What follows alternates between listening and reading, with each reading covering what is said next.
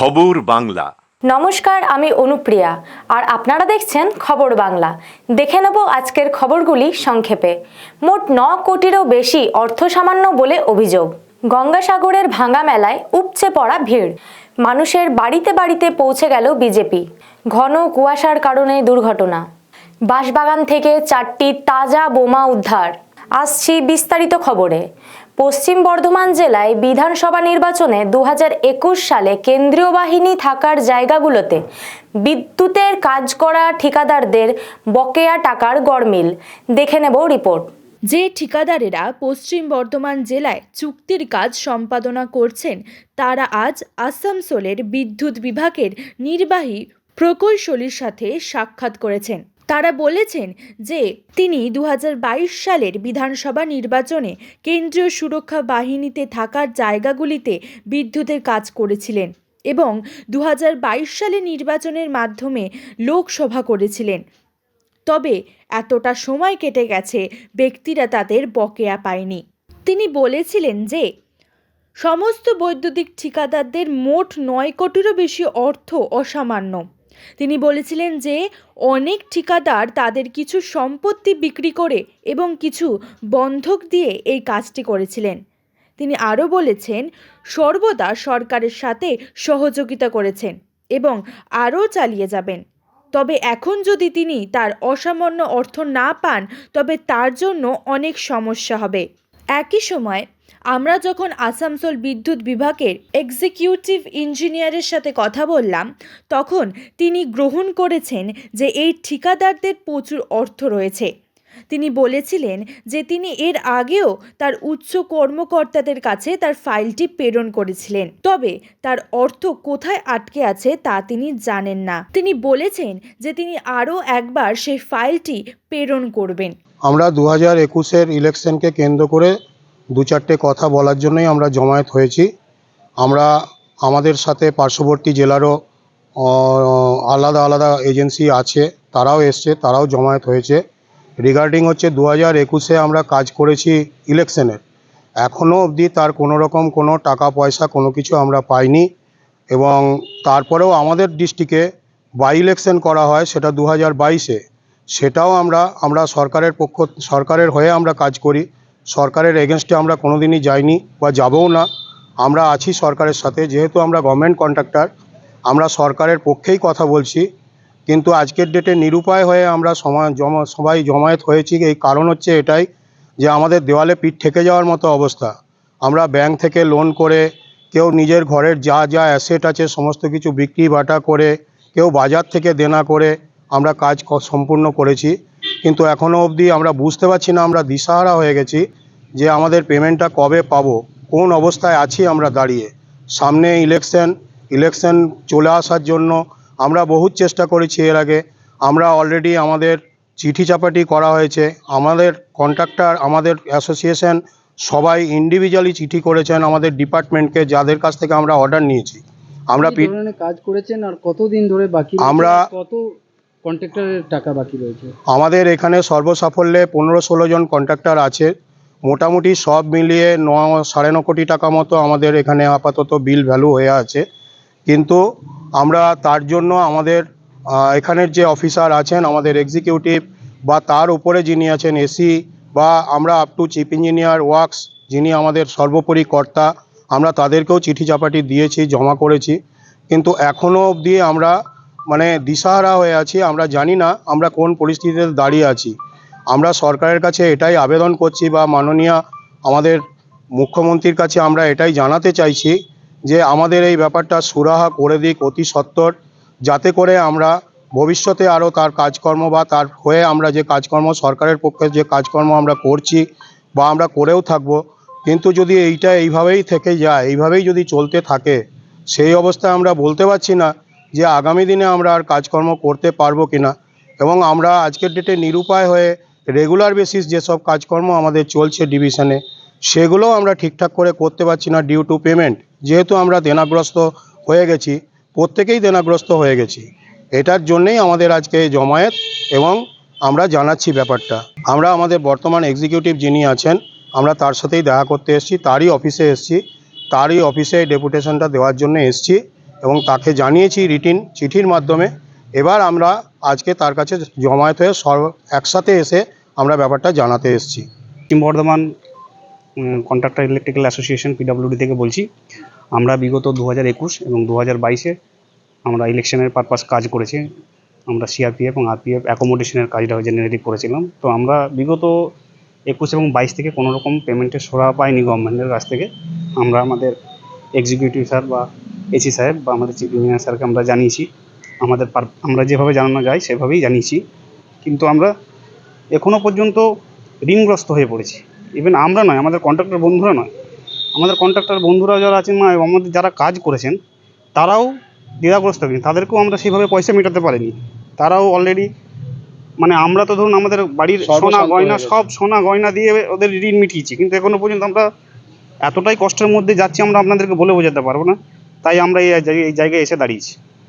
তো আমাদের একটাই অনুরোধ যে আমাদের টাকাগুলোর কোনো যদি সুরাহা করা যায় তাহলে আমরা আমাদের ফ্যামিলিটাকে বাঁচাতে পারবো। পশ্চিম বর্ধমান পিডব্লিউডি কন্ট্রাক্টর অ্যাসোসিয়েশনের পিডব্লিউডি কন্ট্রাক্টর অ্যাসোসিয়েশনের তরফ থেকে আমরা এখানে জমায়েত হয়েছি। আমাদের ইলেকশন 2021 এবং 22-এর বাই ইলেকশন, সেই দুই কাজই করেছিলাম। সব পয়সাপাতি ডিউ হয়ে আছে। আমরা অনেক কষ্টে পয়সা অ্যারেঞ্জ করে কাজকর্ম করে আজকে এমন দুর্দশায় পড়ে আছি না পেমেন্ট পাওয়ার জন্য। সমস্ত আমাদের অভ্যন্তরীণ যে আমাদের এক্সিকিউটিভ অফিসার, উপর মহলের অফিসারদের জানানো হয়েছে, পয়সার কোনো আশ্বাস পাইনি। তাই আবার চেষ্টা করছি, অফিসে জমা হয়েছে যেন আমাদের পয়সা আসে। না পেলে হয়তো আমরা কোন জায়গায় যাব, আমাদের সুইসাইড করার মতন পরিস্থিতি এসে গেছে। অনেক টাকা চারিদিকে দেনা করেছি, সেই দেনাদার দিনরাত ঘরে করাঘাত করছে। হ্যাঁ, কোনো ছেলেপিলেকে পড়াবো, তার জন্য তাদেরকে কোনো স্কুলে ভর্তি করব, সেই অর্থ নাই। সংসারে খাবারের পয়সারও অভাব হয়ে যাচ্ছে। সেই অসুবিধা নিয়ে আমরা নিজেদের মধ্যে আলোচনা করে আজ এক জায়গায় জড়ো করে যে আর পয়সা না পেলে আর আমাদের উপায় নেই। অভিযোগ রয়েছে কি ইলেকশনে কাজ করার পরেও অনেক টাকা, প্রায় 9 কোটি টাকার উপরে এনাদের ধার বাকি রয়েছে। একদম রাইট। কিন্তু এখনো পর্যন্ত কোনো কিছু পাওয়া যায়নি, খুব কষ্টের মধ্যে রয়েছে। তো কবে এরা পেমেন্ট পাবে? কেন এরা বলছেন অন্য কোনো কাজও করতে পারবে না এর কারণে? পেমেন্টটা কেন আটকে রয়েছে? এটা আপনাকে পরিষ্কার বলে দিলাম যে এত হিস্ট্রিটা যেটা বললাম, পেমেন্ট যেখানে যেখানে আটকে আছে আমাদের যেটুকু করেসপন্ডেন্স করা হয়ে গেছে এবং ওনাদের প্রেয়ারগুলো পরপর আমার কাছে পড়ে আছে। এই একই জিনিস আমি আবার পাঠাবো। এবার টাকা কোথায় আছে এ তো বলা খুব মুশকিল। এ তো আমার একটা শুধু ওয়েস্ট বেঙ্গলে একটা ডিভিশন না, সিভিল অ্যান্ড ইলেকট্রিক্যাল মিলিয়ে বহু ডিভিশন আছে এবং এতগুলো কোনখানে কী অবস্থা আছে বলা খুব মুশকিল আছে। কারণ জুলাই মাসে বললাম না, CPA headquarter civil and electrical total মিলে 4টা বার করেছিল, তার মধ্যে আমাদেরটা ছিল না, সেটা এন্ট্রি করে দিয়ে এসেছি। এবার আমাদের চিফ ইঞ্জিনিয়ারের উপর থেকেও অ্যাকশান নিচ্ছে, প্লাস পুলিশের থেকেও নিচ্ছে। এবার এক্স্যাক্ট পজিশন আমি অপারক বলার জন্য। তো এখন এরা কি করে বুঝতে পারবে কি এদের কবে কি সুরাহাটা বেরোবে? আমি যে চিঠিটা করবো এটা যদি কোনো উত্তর আসে তাহলে একটা কিছু আমরা জানাতে পারবো। কত অ্যামাউন্ট টাকা রয়েছে আপনার জেলাতে? ওর তো বলে দিল, কত বলেন 9 কোটি সামথিং। গঙ্গাসাগরে মেলা শেষ হলেও ভাঙা মেলা বসে, কারণ ওই এলাকার জনগণ বাইরে থেকে আসা ব্যবসায়ীদের বেঁচে থাকা সামগ্রী কম পয়সায় কিনে নেয়। দেখে নেব তারই এক ঝলক। গঙ্গাসাগরে মকর সংক্রান্তির মেলা শেষ, একে একে ভিন রাজ্যের মানুষেরা বাড়ি ফিরছেন। 8 তারিখ থেকে শুরু হয়েছিল গঙ্গাসাগর মেলা, যেখানে এবছর রেকর্ড সংখ্যায় 1,10,00,000 পুণ্যার্থীর ভিড় জমেছিল। ভেঙে দেওয়া হচ্ছে গঙ্গাসাগরের অস্থায়ী পুলিশ ক্যাম্প এবং অস্থায়ী ছাউনিগুলো। গঙ্গাসাগরের মেলা শুরু হয়ে গিয়েছে। গঙ্গাসাগরের ভাঙা মেলার পর এই ভাঙা মেলা চলবে আরও একটা সপ্তাহ। ভাঙা মেলাতে ভিড় জমিয়েছেন সাগরদ্বীপের মানুষেরা। বিক্রেতারা নিজেদের জিনিসপত্রের পসরা সাজিয়ে বসেছেন। গঙ্গাসাগর মেলার পর গঙ্গাসাগরের ভাঙা মেলাতেও উপচে পড়া ভিড় লক্ষ্য করা যাচ্ছে, যে ভিড়ের অধিকাংশ মুখই স্থানীয় সাধারণ মানুষের। সাধারণ মানুষদের দাবি, গঙ্গাসাগর মেলা চলাকালীন গঙ্গাসাগর কপিলমুনি চত্বরে ভিন্ন রাজ্য থেকে লক্ষাধিক মানুষের সমাগম হয়। যাতায়াতের ক্ষেত্রে তেমনভাবে যানবাহনও সেভাবে পাওয়া যায় না। ভিড় এড়িয়ে সাগরদ্বীপের মানুষেরা নিজেদের নিজেদের নিত্য প্রয়োজনীয় জিনিসপত্র কেনাকাটার জন্য এই ভাঙা মেলার উপরে বেশি ভরসা করে। ভিন্ন রাজ্য থেকে যে সকল ব্যবসায়ীরা সাগর মেলায় এসে নিজেদের রুজি রোজগার করে, তারা সে সকল জিনিসপত্র আর ফেরত নিয়ে যায় না। ফলস্বরূপ ব্যবসায়ীরা কিছুটা হলেও বাজার দরের থেকে সস্তায় জিনিসপত্র বিক্রি করে দেয় সাগরদ্বীপের বাসিন্দাদের কাছে। সাগরদ্বীপের বাসিন্দারা বাজার দরের থেকেও কিছুটা সস্তায় জিনিসপত্র কেনার জন্য সাগরদ্বীপের বিভিন্ন প্রান্ত থেকে সাগরের এই ভাঙা মেলায় এসে ভিড় জমায়। কতদিন থাকছেন আরো এখানে? এখনো দেখি 3 দিন মতো থাকার ইচ্ছা আছে। ভাঙা মেলায় কি বেচা কেনা হবে? কি ভাঙা মেলায় একটু বেচে কেনা হবে, কিন্তু দামে একটু কমে ছাড়তে হবে মাল। তার জন্যই কি থেকে যাচ্ছেন? হ্যাঁ, তার জন্য চাইছি। মাল তো হ্যাঁ নিয়ে যেতে যাবো না, মাল কিছু খালি করে যাবো, নাহলে এত মাল নিয়ে কী করবো। এটা স্থানীয় লোকেরই প্রায় ভিড় হয়, স্থানীয় লোকেরই মেলা বলতে পারে। ওরা আসে বেচার জন্য, অনেক কম দামেও দেয়, এবং আমরাও যেখানকার স্থানীয়ভাবে যারা কেনাকাটা করি অনেক কম দামেও পাই। এইসব জিনিসের দাম 500 টাকা হওয়া উচিত, সেখানটায় 300 টাকায় পাওয়া যায়। এবছর কেমন হলো ব্যবসা? ব্যবসায় হচ্ছে প্রথম দিক থেকে খুব একটা ভালো যায়, আর জানি আমাদের এই লাইনটা একটু অফ ছিল, এই সাইডটা তেমন মানে যাত্রী যাতায়াত করে না, এই সাইডটা অফ ছিল। ওই সাইড থেকে যাত্রী আছে, তারা ওদিক দিয়ে স্নান করেছে, ওইটা দিয়ে বের করেছে। দক্ষিণ 24 পরগনার কৃষ্ণপুরে মানুষের বাড়িতে বাড়িতে ভোট প্রচারের জন্য বিজেপি কর্মীরা জনসংযোগ বাড়াচ্ছে। দেখে নেব রিপোর্ট। লোকসভা নির্বাচনকে পাখির চোখ করে ইতিমধ্যেই একাধিক জায়গায় প্রচার কর্মসূচি শুরু করেছে বিজেপি। বুধবার দিন লোকসভার নির্বাচনকে সামনে রেখে মন্দির বাজার বিধানসভার কৃষ্ণপুর গ্রাম পঞ্চায়েত এলাকার একাধিক জায়গায় মানুষের বাড়িতে বাড়িতে পৌঁছালে রাজ্য বিজেপির মুখপাত্র রাজ চৌধুরী। বিভিন্ন রাজনৈতিক দলের পাশাপাশি এবারে বিজেপির মূল লক্ষ্য যুব সমাজ ও যুব ভোটার, আর তাকে লক্ষ্য করে রাজ্য বিজেপির মুখপাত্র ও বিজেপির প্রতিনিধিরা মানুষের বাড়িতে বাড়িতে যান। মূলত গত 10 বছর নরেন্দ্র মোদী সরকার আয়ুষ্মান ভারত কৃষক সম্মান থেকে শুরু করে যে সমস্ত উন্নয়নমূলক কাজগুলো গোটা দেশের মানুষের জন্য করেছে, একদিকে যেমন তা সাধারণ মানুষের কাছে তারা তুলে ধরেন, ঠিক তেমনি এই রাজ্যে শাসক দল সেই প্রকল্পগুলি নিয়ে কতটা পরিমাণ দুর্নীতি করেছে তাও মানুষের সামনে তুলে ধরেন তারা। মূলত তাদের লক্ষ্য লোকসভার নির্বাচনে 42টি আসনের মধ্যে 36টি আসন দখল করা।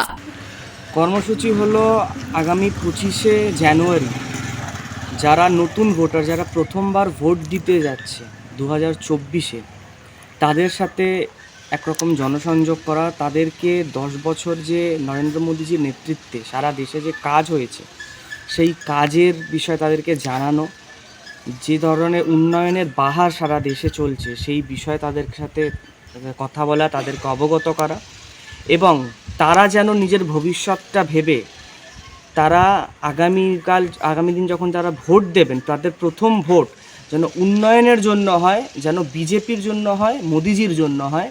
তাই জন্য তাদের সাথে আমরা জনসংযোগ করছি। 24-এ লোকসভার নির্বাচন আছে, সেখানে তিনি জানতে চাইছেন যে আমরা বিজেপিকে কতটা ভালোবাসি বা কতটা সমর্থিত। ওনাকে আমরা বিজেপিকে 90% চান্স দিয়েছি মথুরাপুর লোকসভা থেকে বিজেপি প্রার্থী তুলে দেওয়ার জন্য, জিতিয়ে দেওয়ার জন্য। প্লাস আমাদের এই গ্রামের যে পরিস্থিতিগুলো আছে সেই বিকল্প পরিস্থিতিগুলো ওকে দেখানো হয়েছে যে বিগত বছর যদি আমরা লোকসভায় বিজেপি সরকার আনতে পারি, যেন আমাদের যা প্রবলেম সেই প্রবলেমগুলো উনি সলভ করতে পারে, এই নিয়ে ওনার সঙ্গে বার্তা হয়েছে। ঘন কুয়াশা ও রাস্তা খারাপের জন্য নিয়ন্ত্রণ হারিয়ে একটি 4 চাকা গাড়ি উল্টে দুর্ঘটনা। দেখে নেওয়া যাক ঘটনাটি। ঘন কুয়াশার কারণে দুর্ঘটনা, নিয়ন্ত্রণ হারিয়ে উল্টে গেল একটি 4 চাকা গাড়ি। ঘটনাটি ঘটেছে দুর্গাপুরের শঙ্করপুর এলাকায়। যদিও ঘটনায় হতাহতের কোনো খবর নেই। জানা যায় দুর্গাপুরে ইস্পাত নগরীর কনিষ্ক থেকে দুর্গাপুর বিধাননগরের একটি বেসরকারি হাসপাতালের দিকে যাচ্ছিলেন বাবা ও ছেলে গাড়ি করে। ওই হাসপাতালে ভর্তি রয়েছেন ছেলের মা এবং তাকে দেখতে যাচ্ছিলেন তারা। গাড়ির মধ্যে বাবা ও ছেলে দুজনে ছিল, যদিও কারোর কিছু হয়নি বলে জানান। ঘন কুয়াশা ও রাস্তার খারাপের জন্য নিয়ন্ত্রণ হারিয়ে শঙ্করপুরের কাছে গাড়িটি উল্টে যায়। ঘটনাস্থলে আসে পুলিশ। এইটা মানে ওই রাস্তাটা খারাপ ছিল, ওই জায়গাটা কুয়াশাতে বুঝতে পারি নাই, গাড়িটা বাঁ দিকে চাপ থেকে পুরো টেনে নিল গাড়িটা। কখন হয়েছে? ওই রাত্রি 1:30টার সময় আমি মাকে ডায়ালিসিস থেকে যখন রিটার্ন করছিলাম তখন। কে কে ছিল গাড়িতে? আমি আর আমার ছেলে ছিলাম, দুজনেরই কোনো আহত কোনো ইয়ে হয়নি। কারো কিছু হয়নি তো? না না না, আমাদের দুজনে কিছু হয়নি, গাড়িটাই যা ইয়ে হয়েছে। মানে ঘন কুয়াশার জন্য দেখতে হ্যাঁ, পাচ্ছি। ঘন কুয়াশা, বৃষ্টি, কারেন্ট নাই, সব ঘর থেকেও বেড়াচ্ছি তখনও কারেন্ট নাই, জামা কাপড় উল্টো পাল্টা পরে বেরিয়ে এসছি। দক্ষিণ 24 পরগনার ভাঙড়ে বাঁশবাগান থেকে 4টি তাজা বোমা উদ্ধার হয়, তদন্তে পুলিশ। দেখে নেব রিপোর্ট। ভাঙড় 2 নম্বর ব্লকের উত্তর কাশীপুর থানার অন্তর্গত পানাপুকুর এলাকার বাঁশবাগান থেকে 4টি তাজা বোমা উদ্ধার করল কাশীপুর থানার পুলিশ। বুধবার দুপুরে স্থানীয় বাসিন্দাদের থেকে পুলিশ কর্মীরা খবর পেয়ে ঘটনাস্থলে গিয়ে বোমা উদ্ধার করে। কে বা কারা এই বোমা রেখেছিল, বোমা উদ্ধারের পর তার তদন্ত শুরু করেছে উত্তর কাশীপুর থানা পুলিশ কর্মীরা। আপনারা জানেন আর কয়েকদিন পরই ইন্ডিয়ান সেকুলার ফান্ডের কলকাতার যে আইএসএফের প্রতিষ্ঠা দিবস আছে, আইএসএফের কর্মীরা ভাঙড়ের বিভিন্ন গ্রামে বিভিন্ন বুথে তারা তাদের দলীয় দেওয়াল পোস্টার, ফ্ল্যাগ, নানান মিটিং মিছিলে ব্যস্ত। কারণ আগামী রবিবার 21শে জানুয়ারি সফল করার জন্যে ব্যাপক সাড়া পড়ছে, ভাঙড়বাসী সাধারণ মানুষের ব্যাপক সাড়া পড়ছে। ফের নতুন করে ভাঙড়ের মাটিতে আইএসএফ কর্মীদের নামে মিথ্যা কেস, মিথ্যা মামলা জড়ানোর জন্যে এবং আইএসএফ দলটাকে মিথ্যা কেসে ফাঁসানোর জন্যে আজকে যে ঘটনাটা ঘটেছে পানাপুকুরে, সম্পূর্ণ তৃণমূলের মদতে এবং তৃণমূলের পরিকল্পিতভাবেই এই কাজ করেছে। এর সঙ্গে আইএসএফ কোনো রকমভাবে যুক্ত নয়। এলাকার পুলিশ প্রশাসন আছে, অবিলম্বে পুলিশ প্রশাসন এটা নিয়ে তদন্ত করবে। কে বা কারা এর সঙ্গে জড়িত আছে পরিষ্কার হয়ে যাবে। আইএসএফ কোনো রকমভাবে এর সঙ্গে জড়িত নয়। খবর বাংলার এই পর্ব এখনকার মতো এই পর্যন্তই। পরবর্তী খবরের জন্য চোখ রাখুন খবর বাংলার স্ক্রিনে। খবর বাংলা, খবরের খবরদারি।